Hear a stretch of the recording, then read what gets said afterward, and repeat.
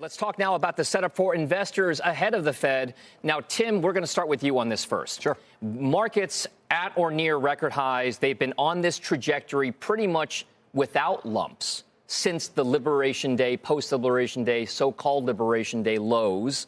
As we look out to the future and this Fed rate decision and the first quarter of next year, is that trajectory still higher? Is the path of least resistance up?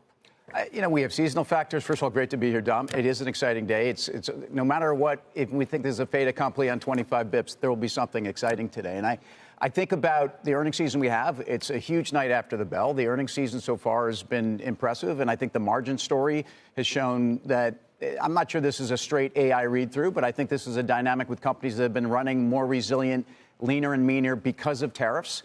I think the dynamics we have with the broader economy are, sideways here with the Fed in play the way they are is very good. So I see international markets. I see trade deals. I see a lot of money market on the sidelines, almost $4 trillion of cash that I still think, we hear both sides of this. There are those that say this is a better time to be putting money into cash. And if you're risk averse, so I think the setup remains very strong between now and Thanksgiving. If I want to be my seasonal trader here, and I say that's typically when you get a pretty good run. I don't think the Fed is going to derail that.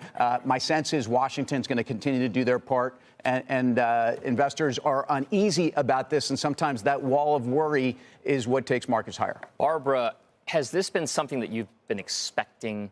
Have you been keeping your client base and the rest of your ecosystem involved in those equities that have been driving the rally for a while? Has the momentum been there, and will it be there? Do you stick with the winning trade? Well, there's a couple questions there. One is, yes, I've stuck with all the big, tech names, for a while, and I will continue to, but they do periodically get ahead of themselves. And we have seen that the last few years where you'll have bouts of profit taking.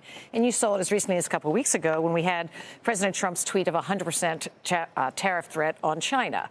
And then after that, we had the regional bank, upset. So we will periodically have that. But, I think Tim's right. I think the momentum is forward right now. And you always have to be concerned when the market is at 23 times because the slightest thing can lead to more volatility. But as I think we saw, the resilience, and that is a word much used this year, is very much intact. And again, it's earnings. Earnings are coming in very strongly. In fact, as of late last week, 29% have reported, 87% are beating on earnings, and 83% on revenues. And that's much higher than even the 5- and 10-year averages. So I think that is key. And even when the Fed comes out later today, and I think we're all expecting that, knowing Chair Powell, he will hedge his bets. We don't have enough economic data, excuse me, particularly because of the shutdown.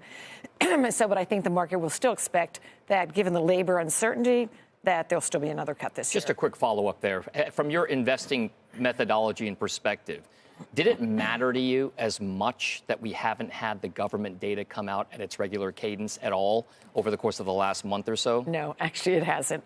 You saw the CPI number on Friday, and that was actually very encouraging. It was up as expected, excuse me, but it was less than expected. And certainly all the private data coming in, and whether it's the Blackstones of the world who are invested in hundreds of companies giving us their data, or the Challenger. Yeah, we've heard from the credit card companies. I mean, even Visa last night. I mean, those numbers and are fine. Booking.com this morning, what they're seeing in terms of travel.